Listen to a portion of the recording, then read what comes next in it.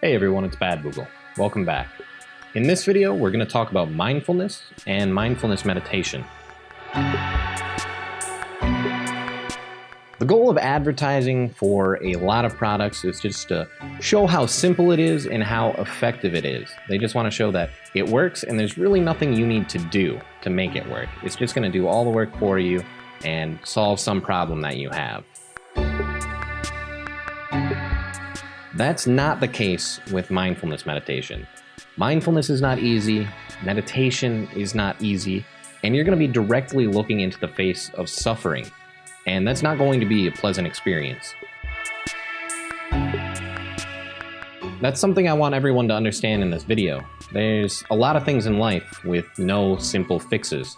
Getting better at Rocket League is a long and complicated process, and there's just no substitute for hard work and dedication. I'm going to try to make this as short and painless as possible, but before we can really get to the goals of mindfulness meditation, we're going to have to take a look at the major problems that come along with being human. And the best way to probably do this is to just imagine yourself out on the African plains as one of your ancestors hundreds of thousands of years ago. You're out there and you're trying to survive.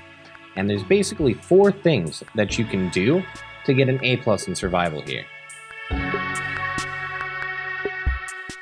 The first thing is that you want to always assume the worst. Always just assume that the worst thing's happening and you'll be prepared for any of the worst situations. The next is to always be worrying about the mistakes of the past. You always want to be dwelling on what happened, how it happened, and this helps with number 3, worrying about the future. You want to be worrying about how these past mistakes have happened and applying that knowledge to the future so you can avoid them. And then the last one is avoiding change. And this helps you avoid new threats, new dangers. It helps you stick to patterns that you already know and understand so that you can see when things are going wrong and you can get out of there. So these are the 4 things that would help you survive out there on the African plains. And for short, we can really just call these the human superpower of paranoia. The goal of meditation is to become aware of the mind's habits, its inner workings, and how it creates suffering. We want to become open to all of our experience, and we want to do this while being able to maintain focus on a single thing with constant attention. We want to feel everything, we want to hear all of our thoughts, and we want to do this while keeping an unwavering focus in the face of any sort of distraction. You can think of these 3 skills as what we're practicing. There's focused attention, open monitoring, and acceptance. Focused attention is keeping your attention on a single thing and not being distracted. Open monitoring is being open to all of your experience, all of your sensations, and your thoughts. Acceptance is not feeling judgmental towards any of the feelings or thoughts that arise.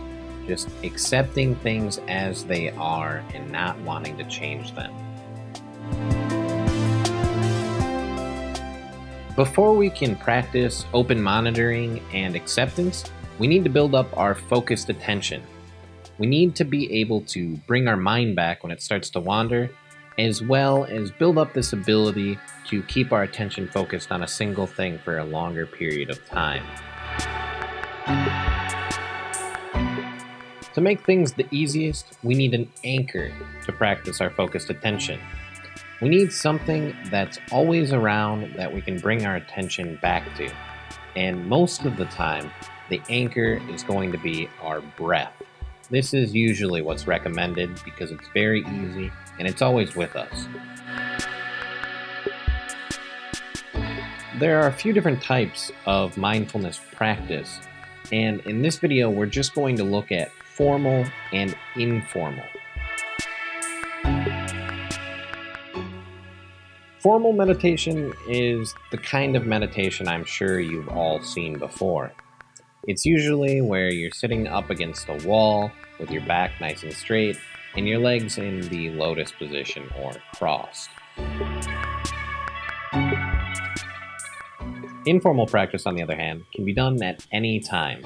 It's meant to help you practice your mindfulness in all sorts of situations.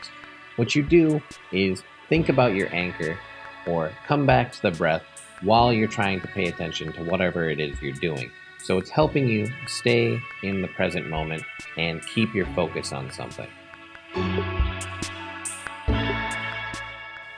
Formal practice is key to developing our focused attention. And this in turn is going to help our informal practice be even more effective. And it's only after we've mastered our focused attention that we can move on to open monitoring. The first and second thing that you're going to do is just find a mat or a cushion and find a wall that you can put this against. Once you've got your spot ready, you're going to sit with your back tight against the wall and you're going to set a timer. For beginners, 5 minutes is probably the right amount of time, but there have been studies showing that it's actually easier to get into mindfulness practice if you do longer sessions, like about an hour every day of the week. But that's a lot for me to ask of you, so 5 minutes is all I'm going to recommend. After this, I would recommend crossing your legs and putting your hands on your knees, but the point of this is just to do whatever is comfortable and whatever allows you to keep good posture. Next, you're going to want to straighten your back, and it's easiest to do this if you imagine a string pulling from the top of your head. And I'm not sure why that helps, but it does. And after this, find a spot to look at. And this is going to be your visual anchor. So just look for a spot maybe 6 feet ahead of you or so on the floor or on the wall and use this as your visual anchor. So bring your attention back to this when you notice your mind has wandered. The second to last step is to focus on the breath. And just like our visual anchor, we're going to try to keep bringing our attention back to this. And a lot of people find it easy to feel the breath in the nose or the throat or maybe in the expansion of their belly or chest. Just use whatever is easiest for you. And then step 10 is just going to be repeating that until the alarm goes off. That's it, everyone. Thanks for watching. You now have a good introduction to mindfulness and you know how to meditate, where to start, and kind of an idea of where you're going with it. Please subscribe and like. I can't do this alone, and I need all of the help I can get. I've also started a Patreon, and I will leave a link to that in the description.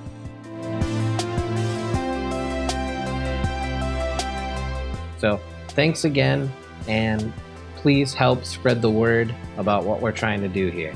Peace.